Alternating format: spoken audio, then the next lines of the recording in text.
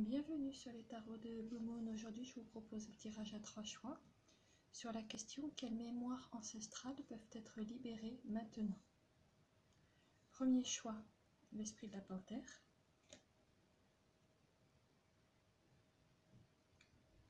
Deuxième choix, l'esprit de la carpe koi.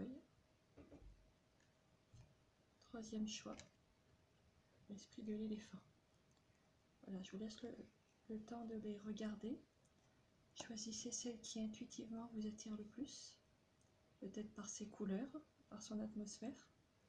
Et comme d'habitude, vous retrouverez le timing en dessous. Voilà, je vous dis à tout de suite pour votre lecture. Pour vous qui avez choisi un esprit de la panthère, quelle mémoire ancestrale peut-elle être libérée maintenant? Ce que l'on me montre là, c'est un pouvoir qui a été mal employé. Il y a une histoire de pouvoir qui a été employée à mauvais escient. Quand j'ai tiré les cartes pour vous, Ourouz était à l'envers. Donc on va la remettre à l'endroit pour la facilité du tirage, mais elle était à l'envers et elle me parle d'un pouvoir mal employé sur lequel il y a eu un puissant coup de projecteur et en même temps une puissante prise de conscience. L'ancêtre dont il est question pour vous est un ancêtre qui était une personne insaisissable, une personne qui avait elle-même une méconnaissance de sa propre identité et de ses propres origines. Probablement une personne, alors on me montre une personne qui a été orpheline relativement jeune et qui a été recueillie par la suite par quelqu'un qui semblerait lui avoir transmis de très très grandes connaissances. Il y a eu un enseignement des lois de la manifestation, notamment par les vibrations, par l'invisible. Très très probablement une personne qui a reçu une initiation chamanique ou ce qui peut s'en approcher selon les époques, puisque comme c'est un tirage collectif, je dois rester dans un cadre relativement large. Et donc on me montre des lignes de vie qui se déroulent à différentes époques pour les uns ou les autres. Donc je dis chamanique parce que c'est le premier mot qui me vient à l'esprit, mais disons toutes les personnes qui ont touché d'une manière ou d'une autre au pouvoir de l'invisible et à l'art de la manifestation. Mais votre ancêtre a utilisé très probablement les pouvoirs qui lui ont été conférés de manière pas tout à fait éthique. Alors, votre ancêtre était une personne remarquablement fine, intelligente, lucide, avec une très très grande capacité d'apprentissage et qui avait notamment la capacité de voir les liens entre les choses non visibles. Et c'est quelqu'un qui a beaucoup appris et très vite appris ça, a probablement été un très bon ou une très bonne élève. Mais au bout d'un moment, laissée à elle-même et gagnée peut-être par une certaine lassitude, il ou elle a commencé à aller chercher des... Comment je pourrais dire? C'est pas chercher, c'est employer ses connaissances et son pouvoir pour des fins plutôt tournées vers elle-même, je dirais des fins plus égotiques que spirituelles. On va le dire comme ça, et elle s'est un petit peu perdue en chemin sur le plan de l'éthique. Cela ajouté au fait que c'est une personne qui faisait un petit peu peur à son environnement. Probablement c'est une personne qui menait une vie très solitaire. Ça a mené à des agressions ou des attitudes agressives de la part de son environnement. On me montre par exemple sur l'une des lignes temporelles une personne qui vit dans un village au Moyen-Âge, dans un village reculé, dans une maison à l'écart d'un village, dans une forêt.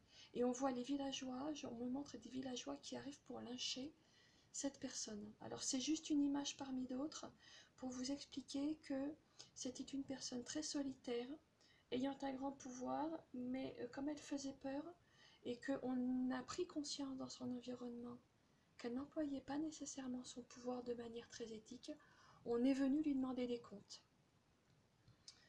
Pour certains, il y aurait presque eu une tentative de lynchage, mais votre ancêtre a échappé à cette tentative de lynchage et est parti.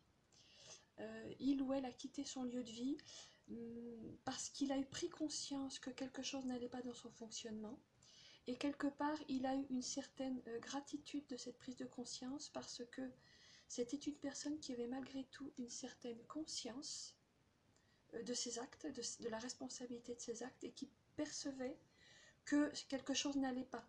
Donc il y a eu un élément déclencheur, quel qu'il soit, hein, on est sur un tirage collectif, je ne rentre pas dans les détails, mais il y a eu un élément déclencheur qui l'a forcé à quitter le lieu où il ou elle vivait et à chercher à retrouver la lumière.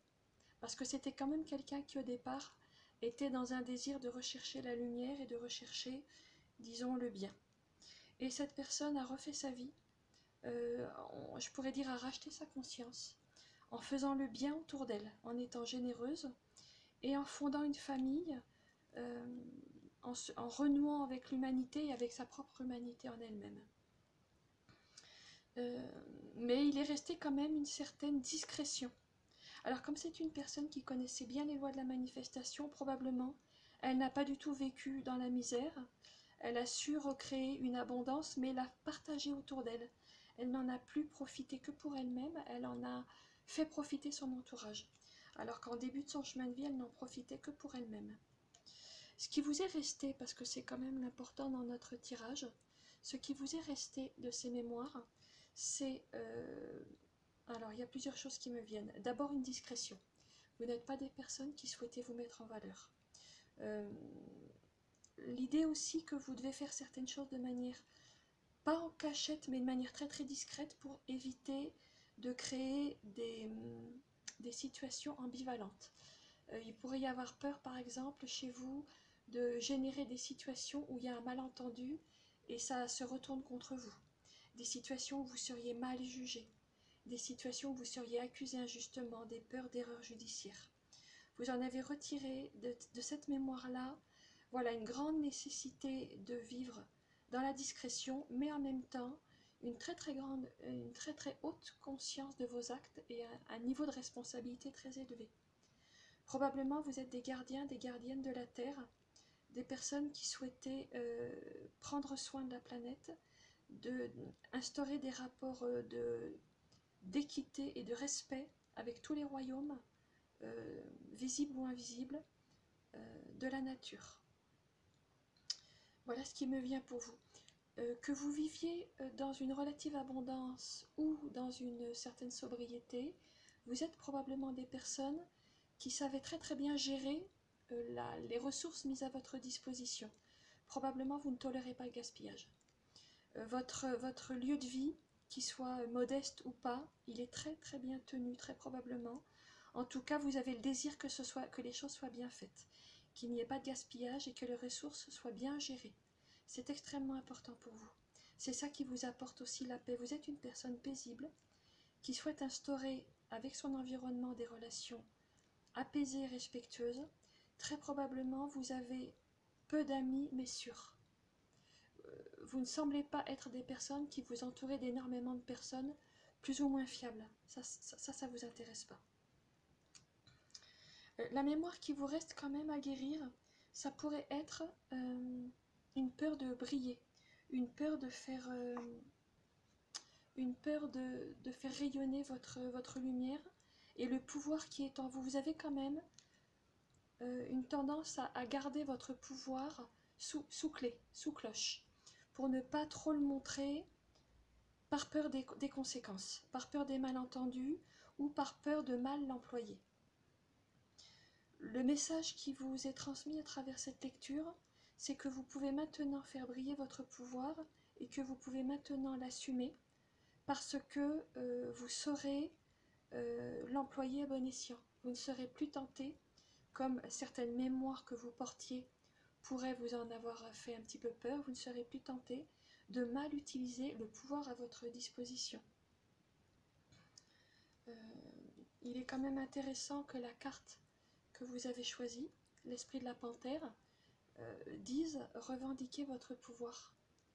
Il est temps pour vous maintenant de revendiquer le pouvoir qui est le vôtre parce que vous ne risquez plus le lynchage. Ça, c'est terminé. Alors, les aides qui vous viennent pour faire cette réconciliation avec vous. Alors, d'une part, à travers cette carte, elle nous parle de l'amamélis et de l'héliolite. L'amamélis est une plante qui est très très adoucissante. Elle fleurit d'ailleurs, sauf erreur de ma part, à la fin de l'hiver. Hein, il y a la fin d'un hiver là pour vous, et c'est une plante qui vous permet de retrouver de la douceur vis-à-vis de vous-même. Peut-être que vous avez des jugements parfois un peu durs sur vous-même. La mamélite va vous adoucir avec ça. Et la pierre de soleil, héliolite ou pierre de soleil, va vous aider à faire briller en douceur votre lumière, à oser faire rayonner la lumière qui est en vous, sans crainte de conséquences négatives. Vous pouvez maintenant réconcilier en vous à la fois le pouvoir et la conscience de bien faire. N'ayez plus peur d'un pouvoir qui partirait dans une mauvaise direction. Vous pouvez vous réconcilier avec ça. Voilà, c'est un très très beau tirage, un tirage de réconciliation, je dirais, pour vous qui aviez choisi l'esprit de la panthère.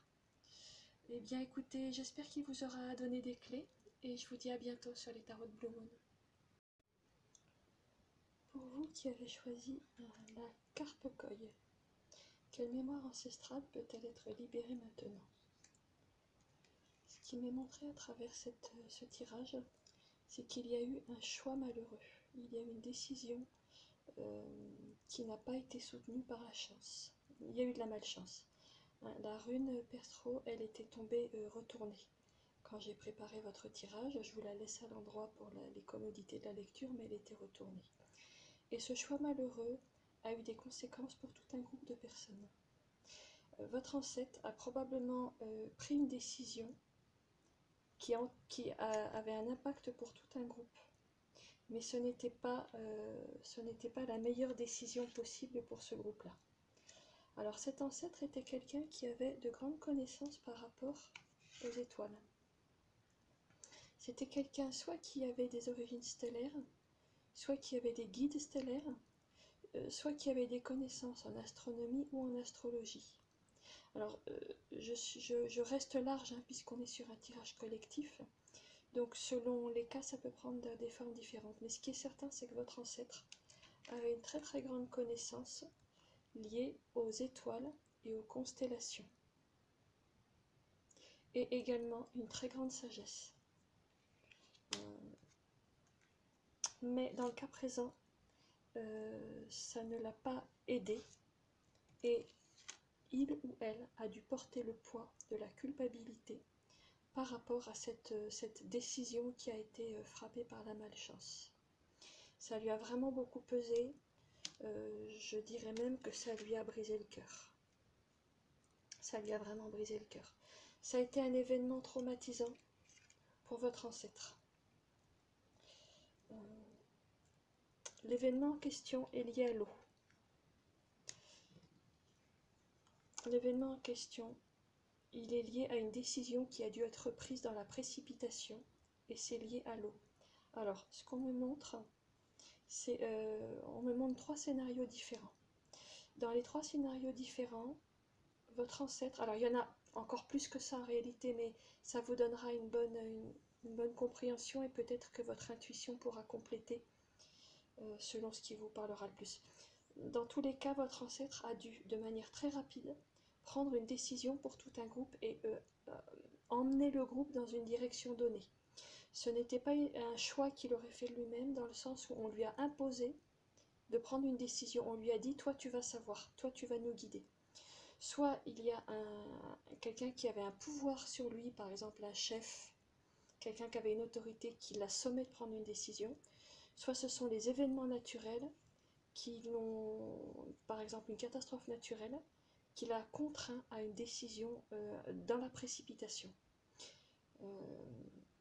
Alors on me montre 3 scénarios différents. Donc le premier, ce sont des gens sur un bateau et le capitaine du bateau demande à votre ancêtre qui a une connaissance des étoiles, une connaissance d'astronomie, de trouver la bonne voie pour savoir où mettre le cap. Et pour différentes raisons, votre ancêtre n'a pas su trouver la bonne direction, ou alors il a pris une direction mais le bateau a dû affronter une tempête, ou le bateau a sombré, ou il s'est passé quelque chose et une bonne partie de l'équipage a péri. Et ça a été une catastrophe. Et votre ancêtre en a porté le poids, la culpabilité. Il a été le bouc émissaire. Il a pris le poids de ce mauvais choix. Il en a assumé la culpabilité. Il en a assumé le poids pour tout un groupe. Deuxième scénario possible, on me montre une catastrophe naturelle qui a lieu dans un endroit, dans un village. Ça peut être un déluge, une inondation, ça peut être un glissement de terrain. Et il faut, les gens de ce village n'ont que quelques heures pour quitter les lieux. Et le chef du village demande à votre ancêtre d'indiquer la bonne direction. Mais, dans la précipitation, votre ancêtre, malgré ses connaissances, amène le groupe dans une direction qui n'est pas la bonne et ça ne se termine pas bien. Là également, les autorités du village, le chef du village ou les personnes du village, les survivants, lui font porter le poids. Il assume la culpabilité de ce choix, alors que ça a dû être pris dans la précipitation et qu'il n'avait pas tous les aimants pour prendre la décision. Troisième scénario qui m'est montré, ce sont des gens dans une période de sécheresse. Et on demande à votre ancêtre de guider tout le groupe vers un lieu où il y aura de l'eau. Il faut chercher de l'eau. Il doit guider tout le groupe vers un lieu où il y aura de l'eau. Et votre ancêtre arrive à guider le groupe, mais le puits est asséché. Ou le lit de la rivière est asséché. Et une fois de plus, il porte le poids, il ou elle porte le poids, la culpabilité d'avoir amené toute sa communauté dans la mauvaise direction. Il y a vraiment quelque chose lié à la culpabilité. Dans tous les cas, alors je vous ai dit 3 scénarios, il pourrait y en avoir d'autres, mais vous avez compris le principe. C'est lié à l'eau, c'est lié à une décision précipitée dans laquelle il ou elle n'avait pas tous les éléments de compréhension et dans laquelle votre ancêtre a dû porter le poids de la culpabilité. Votre ancêtre était une personne qui avait de très très grandes capacités, de très très grandes connaissances, une très très grande maîtrise. Probablement c'était quelqu'un qui avait une maîtrise des éléments de la terre et du ciel. Quelqu'un qui avait beaucoup travaillé pour parvenir à une maîtrise dans son domaine de compétences. C'est vraiment quelqu'un qui avait une antenne. Et c'est quelqu'un qui était à l'aube d'une très très belle vie, d'un beau parcours, parce que c'était une personne qui avait fait un très grand travail intérieur de réunification, qui lui permettait d'être juste, d'être bon, d'avoir de bonnes bases, de fonctionner à partir du cœur. C'était vraiment quelqu'un qui avait une grande résolution à faire le bien, d'où le fait que sa culpabilité a été d'autant plus douloureuse. C'était quelqu'un qui avait une connaissance de la terre et du ciel, des éléments, des 4 éléments de la terre et du ciel. Alors, on me donne 2 éléments un peu factuels qui ne concerneront pas tout le monde, mais je vais les transmettre. Pour certains d'entre vous, il y a un lien au mégalithe, aux civilisations mégalithiques, à l'archéoastronomie, c'est-à-dire la connaissance qu'avaient les anciens de la planète et de sa position dans le ciel. Ça, c'est le premier élément qui m'est donné, ça vous parlera peut-être. Et pour d'autres, on me parle de l'Australie et des pistes des rêves. Je n'ai pas une très grande connaissance de la culture aborigène, donc je ne peux pas vous en dire beaucoup plus. Mais c'est une information qui m'est donnée, ça concerne certains d'entre vous. Il y a un lien avec les pistes des rêves en pays aborigène, en culture aborigène. Voilà, je referme la parenthèse sur ces 2 éléments ponctuels que je transmets mais qui peut-être ne parleront pas à tout le monde.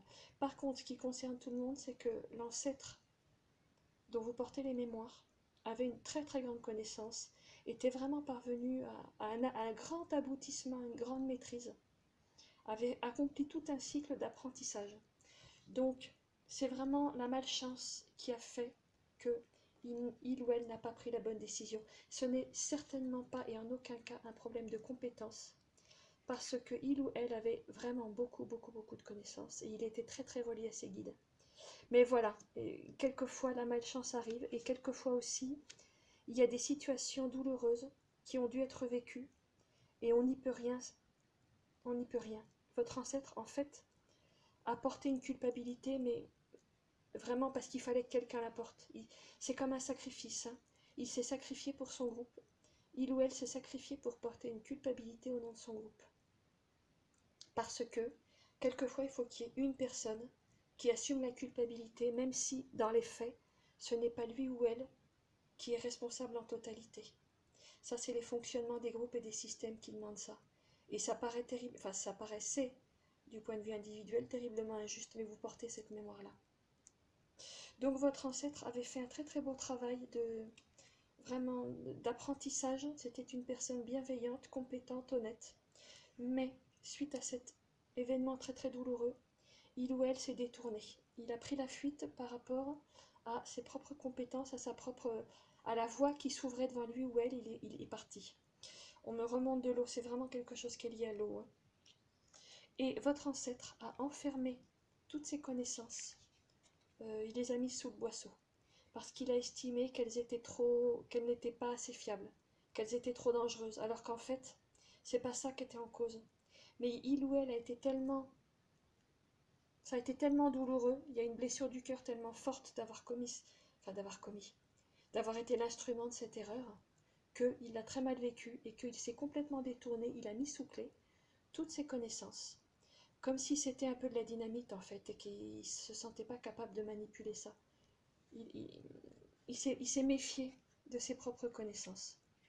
Alors pour vous-même, il est très probable que vous en ayez hérité d'une certaine dureté avec vous-même, une peur de mal faire, et qu'il y ait quelque chose dans votre vie qui reste en sommeil. Il y a quelque chose que vous laissez en sommeil. La carpe koi, une de ses caractéristiques, c'est qu'elle grandit même dans un tout petit bassin. Je vois des personnes, là, vous concernant, je vois des personnes qui restent dans le petit bassin, qui se limitent, qui restent dans des situations où elles sont à l'étroit, parce qu'elles ne veulent pas assumer une responsabilité, où elles risqueraient de se retrouver à nouveau à porter des mémoires, comme c'est des mémoires à porter une culpabilité, comme la mémoire dont vous êtes porteur ou porteuse. Vous vous limitez, vous vous reniez les ailes, très probablement, si vous avez choisi la carpe koi. Je vois des personnes qui probablement ont fait des refus de prendre des décisions pour des groupes. Par exemple, ça peut vous avoir conduit à refuser des promotions dans votre travail. Pour d'autres, ça peut vous avoir conduit dans un cadre privé à ne pas être du tout à l'aise avec le rôle de chef de famille, à ne pas vouloir assumer ou à assumer, mais de manière difficile, un rôle de chef de famille.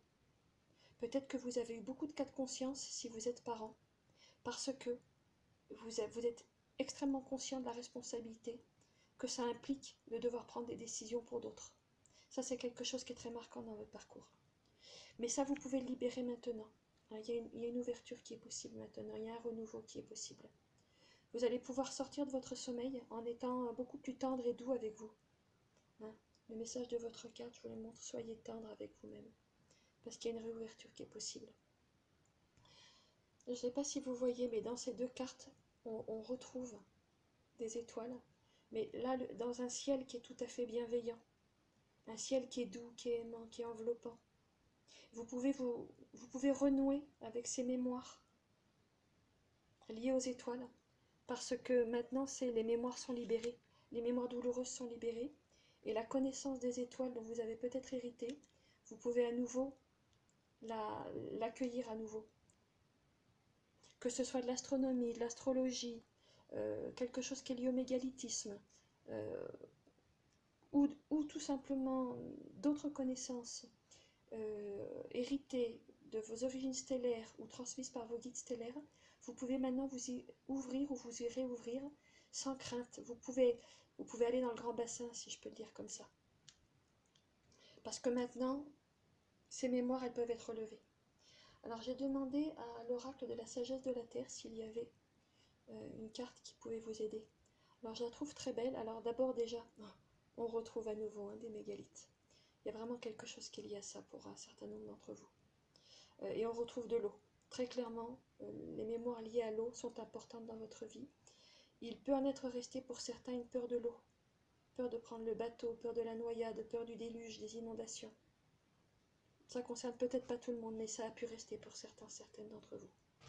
Alors, ce qui peut vous aider, cette pierre nous parle de la lavande comme plante. La lavande est très, très, très adoucissante. C'est vraiment une plante, notamment en huile essentielle, qui adoucit la peau, qui adoucit les piqûres, les blessures, qui cicatrise les blessures et qui adoucit les brûlures. Donc la lavande peut vraiment vous aider. C'est une plante très, très douce. Et la pierre qui peut vous aider, c'est la rhodochrosite, qui est une pierre de couleur rose, qui est donc liée au chakra du cœur et qui est une pierre liée au pardon. Il est important pour vous de vivre, d'accéder à un pardon pour vous-même et pour votre ancêtre. Vous ne le ferez pas que pour vous-même. Hein. Vous allez libérer aussi cet ancêtre en vous libérant vous-même de ces mémoires que vous avez accepté de porter en vous incarnant, pour les libérer, pas seulement pour vous. C'est très très beau, c'est un très beau parcours. Et vous allez vraiment pouvoir passer à quelque chose de nouveau là. Vous allez pouvoir reprendre vos ailes ou aller nager dans le grand bassin, selon ce qui vous parle le mieux. Voilà, écoutez, j'espère que cette lecture vous aura donné des clés. Je vous remercie, je vous dis à bientôt sur les tarots de Blue Moon. Pour vous qui avez choisi la carte de l'esprit de l'éléphant, quelle mémoire ancestrale peut être libérée maintenant? Voilà. Clairement, il y a quelque chose qui est en lien avec le féminin. Il y a quelque chose qui est en lien avec le féminin qui a été blessé. Blessé jusque dans sa chair. On me parle du féminin, blessé jusque dans sa chair, quelque chose sur la maternité aussi.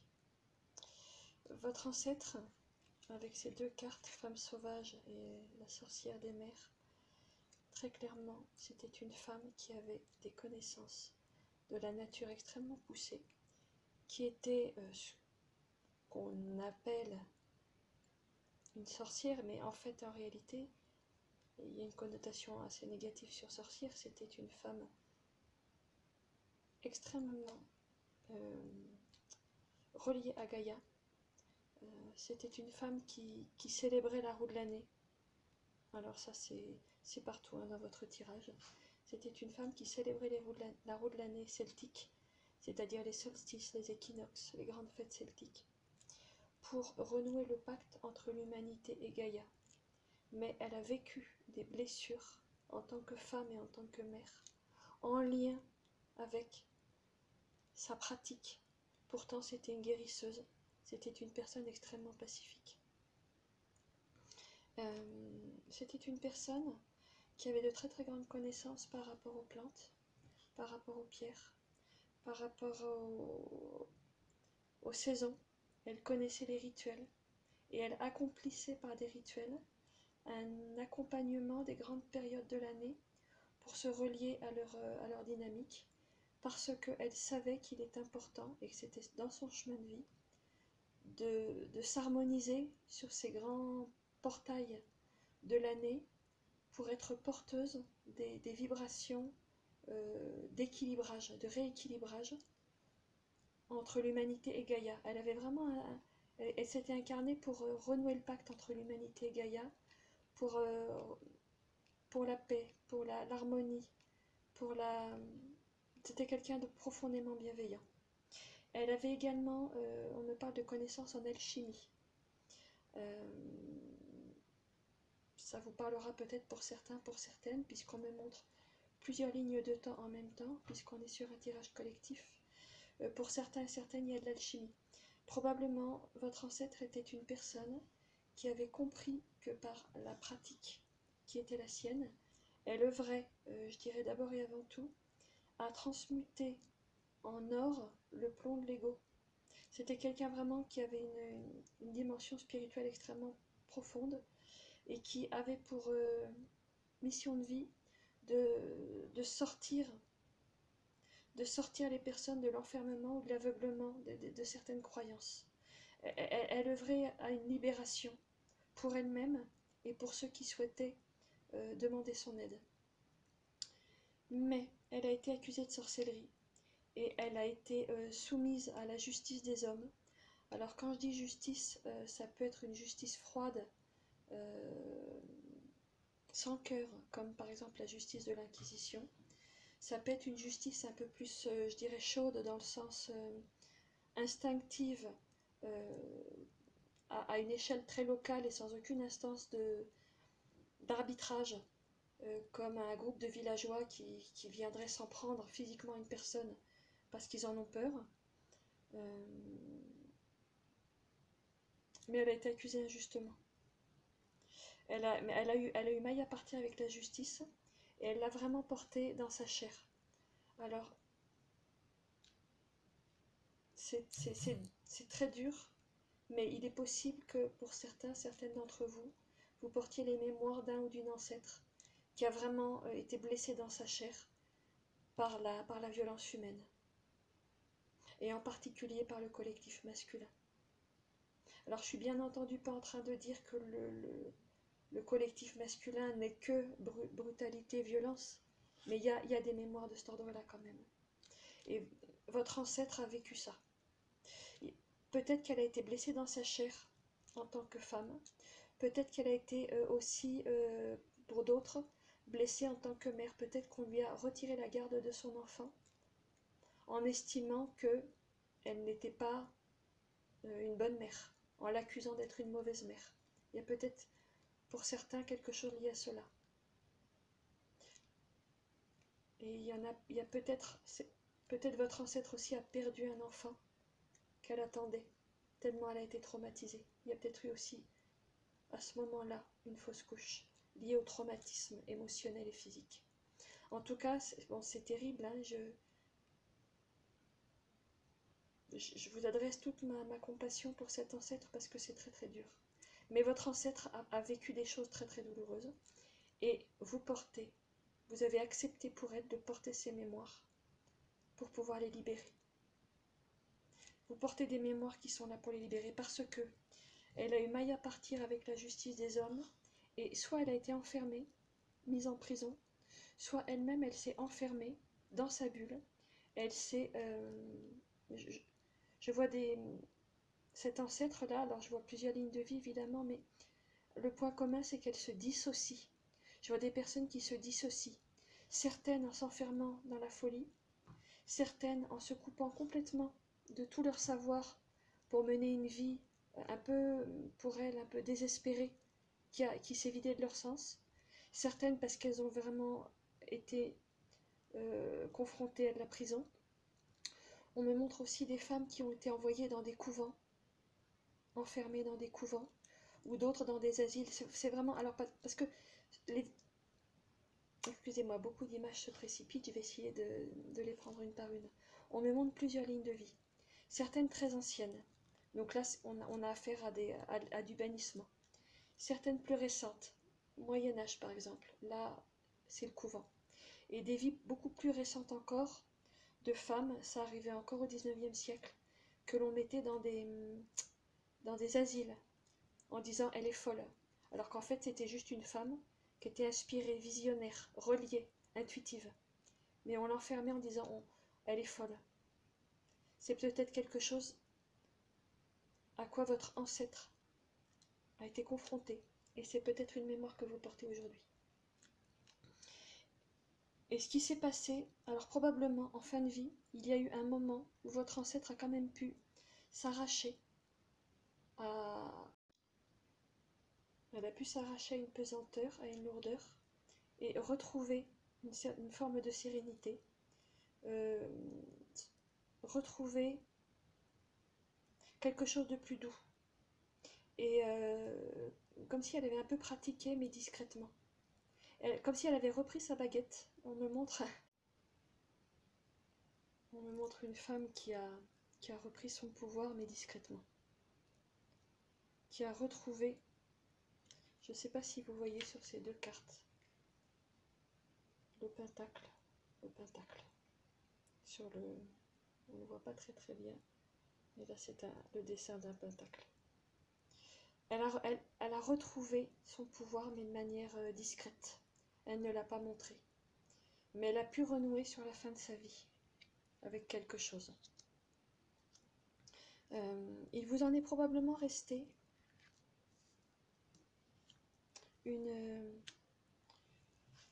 une douleur par rapport à la violence des êtres humains par rapport à la terre, notamment à la violence je dirais, d'une domination patriarcale, prédatrice. Une fois de plus, hein, non pas que le masculin soit par définition mauvais, hein, c'est absolument pas mon propos, mais il y a quand même eu des excès dans le masculin non éclairé, qui est conduit à une grande relation à une grande violence dans les relations hommes-femmes et à une grande violence dans notre relation à la planète. Et vous avez gardé des mémoires que vous portez de cet ancêtre, une grande douleur par rapport à l'irrespect profond du monde actuel marqué par le patriarcat envers la Terre. Et probablement vous œuvrez à votre manière à restaurer ces liens. Certaines d'entre vous font des choses pour les animaux. D'autres font des choses par rapport à l'enfance, protéger l'enfance. D'autres enfin, je vois des personnes qui célèbrent les rituels de l'année, mais très discrètement. Vous en avez gardé l'idée quand même qu'il faut rester discret. Voyez, ces deux femmes, elles sont voilées quand même. Vous célébrez la roue de l'année, par exemple, mais très discrètement. Peut-être que pour certaines d'entre vous, vous allez, mettons, décorer le sapin de Noël, mais avec intention, parce que vous savez qu'on célèbre Yule, le solstice d'hiver, et pas de manière mécanique, comme le font un certain nombre de personnes. Ou alors vous allez faire des crêpes à la Chandeleur, mais parce que vous savez qu'on célèbre les fêtes d'Imbolc, et qu'on célèbre Sainte Brigitte. Pas parce que tout le monde fait des crêpes et que c'est... Pour vous, la tradition n'est pas quelque chose de mort ou d'éteint, c'est quelque chose de vivant. Il est très probable que ces mémoires soient en vous. Ce n'est pas pour rien que vous avez l'éléphant, hein, qui nous parle du passé, apprenez du passé. L'éléphant, il a une mémoire extraordinaire. Et que vous avez cette carte de la sagesse qui dit « Souvenez-vous ». Il est temps maintenant de vous souvenir, de faire émerger vos mémoires, parce que quelque chose peut se réouvrir. Votre sensibilité pour Gaïa peut à nouveau se déployer. Vous voyez, cette femme, elle a plus son voile, mais sa chevelure, c'est l'immensité du ciel. Elle s'est reconnectée. Sa robe, ce sont les papillons, les fleurs, les oiseaux. Elle s'est reconnectée complètement à la nature. Et elle a réconcilié en elle le masculin et le féminin. Probablement pour certains d'entre vous, que vous soyez un homme ou une femme, il y a une blessure sur la relation entre le masculin et le féminin. Et le moment est venu d'une réconciliation en vous. Le moment est venu de réconcilier ces mémoires que vous portez de votre ancêtre et d'acter le fait que maintenant autre chose est possible. Ça peut passer par quelque chose qui est lié au chakra du plexus solaire, qui a priori est plutôt un chakra masculin. Incorporer en vous, si vous êtes une femme notamment, la puissance du masculin dans tout ce qu'elle a de beau, de sacré. Et si vous êtes un homme également, il y a quelque chose qui est lié à la puissance sacrée du masculin dans ce qu'il a de protecteur, de beau, de bienveillant. C'est vraiment quelque chose qui pourrait vous aider. J'ai demandé à l'oracle de la sagesse de la Terre une carte pour vous accompagner dans ce cheminement. C'est la carte de la guérison du deuil qui est sortie. Je trouve intéressant. Vous pouvez sortir d'un deuil maintenant. Le moment est venu. Le moment est venu de vous réconcilier avec cette sagesse ancienne. Il y a peut-être pour certaines d'entre vous, un animal de pouvoir qui est tout près de vous. Il est sur votre épaule et vous ne le voyez pas. Et il est là, il est prêt à se relier à vous. La plante qui est liée à cette carte, c'est la Tradescantia, c'est-à-dire en fait la misère, qui est une plante qui pousse très facilement, qui pousse toute seule en pot ou je crois dans les jardins. C'est une petite plante très modeste, mais qui a une puissance discrète. Cette plante peut vous aider, si vous en avez chez vous, tout simplement vous relier à l'esprit de la plante. Et puis la pierre qui est liée à cette carte, c'est la lépidolite, qui est une belle pierre violet Parme, qui est une pierre très très apaisante, pierre du deuil, hein. Il y a un deuil à faire d'anciennes souffrances. Vous pouvez tourner la page. Aussi douloureux que ce soit, et vraiment, je suis de tout cœur avec vous, parce que c'est pas forcément, enfin c'est même très certainement des mémoires qui ne sont pas faciles à porter. Mais vous pouvez faire un travail de deuil, vous ne le ferez pas que pour vous. Vous allez libérer votre ancêtre également. Parce que vous êtes venu porter ces mémoires aussi pour lui ou pour elle, enfin pour elle. Parce qu'en l'occurrence, il y a vraiment quelque chose qui est très féminin. Que vous soyez un homme ou une femme, l'ancêtre dont il est question était très très probablement une femme ou éventuellement un homme avec une dimension féminine, une dimension de douceur et d'intuition très grande. Mais le moment est venu pour vous de les libérer, et ça va réouvrir votre premier œil là, ça va vous permettre de repartir sur votre chemin qui est probablement très lié à Gaïa et à la célébration des grands portails, temporels de la roue de l'année. Voilà, j'espère que cette lecture vous aura donné des clés. Je vous remercie, je vous dis à bientôt sur les tarots de Blue Moon.